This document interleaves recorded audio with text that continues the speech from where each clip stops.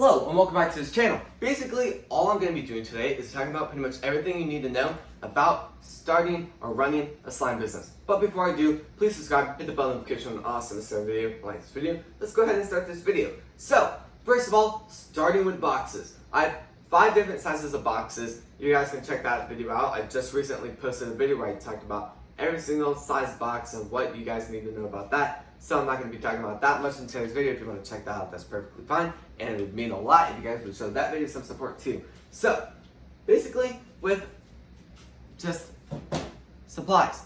I got this from Amazon. I covered pretty much where I got everything else in a different video. So if you want to check that out, that's perfectly fine too.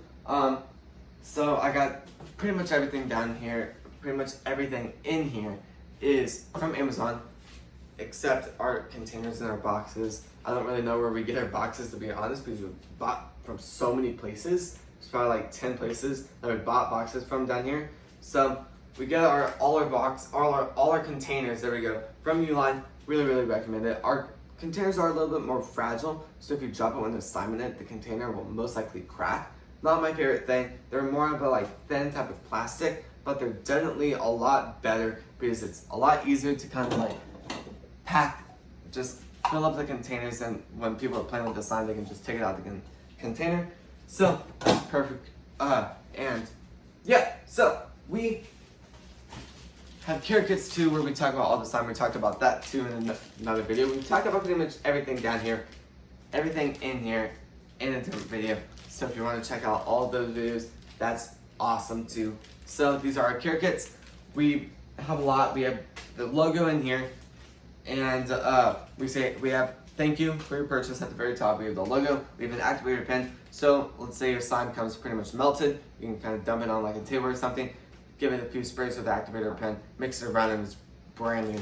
On everything on the back shows everything that could possibly be happening with your slime, and it talks about what you should do if you're brand new to slime, about washing your hands and just being safe with slime and making sure it stays fresh as long as possible. So, I definitely recommend whatever room you're using, make sure it's not just hot. Above, I'd probably give it about maybe 65 degrees in that room. You don't need anything too cold or too hot. Just keep this in mind. If it's really hot, some of your just slimes might melt or just get bad faster. So keep that in mind.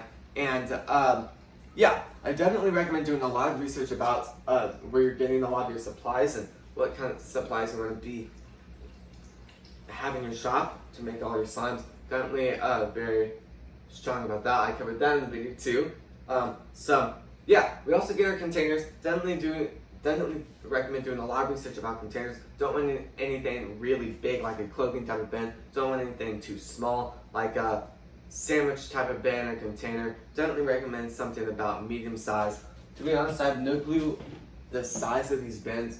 I've gotten these from a lot of different places. So just do your research. I definitely recommend before you buy those types of just bins, go up to like a local place or like Target or like Walmart, somewhere that's close by, and look at them in person. It's a lot stronger, a lot better to just see them in person. You can see how thick they are. If you drop a bin, you can, or don't drop it out the place, but if you just test out the plastic, kind of knock down a little bit, see if it's thick plastic. If it is, that's really good. I have dropped these before and they don't crack, I guess.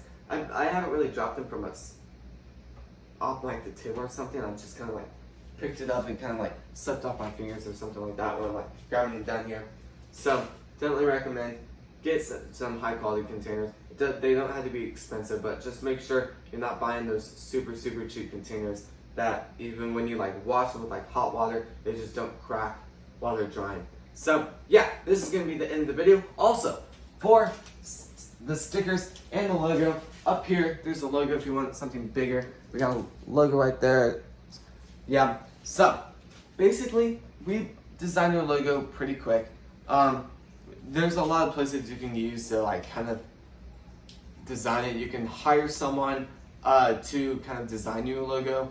I definitely recommend doing a lot of research to see other people's logos to make sure you're not copying off of other people. And just keep this in mind. I recommend probably spending, before you actually make your logo a lot more permanent, definitely do a lot of thinking about if you like it. Because some of the colors we have, not a big fan of it. Like the pink, not a big fan of the color. I was just in a rush that day for some reason, and I just went with pink. I mean, it's fine, still makes their logo unique, which is definitely good. And the orange is fine, it's definitely Halloween, more Halloween. So, still really like it. Definitely do some research. The font on our logo is different. I have no clue what the font is, so just keep that in mind. Put stuff on notes of what kind of font you're using on your actual logo, so when you try to recreate it on other stuff, you can't find it or something, and you have to make like a fully new logo. So just keep that in mind. And yeah, so this is the end of the video. Please subscribe, hit the bell notification on an awesome start video. Like this video, I really appreciate you guys spending your time today to watch this video. And I'll see you guys tomorrow when we post next. Peace.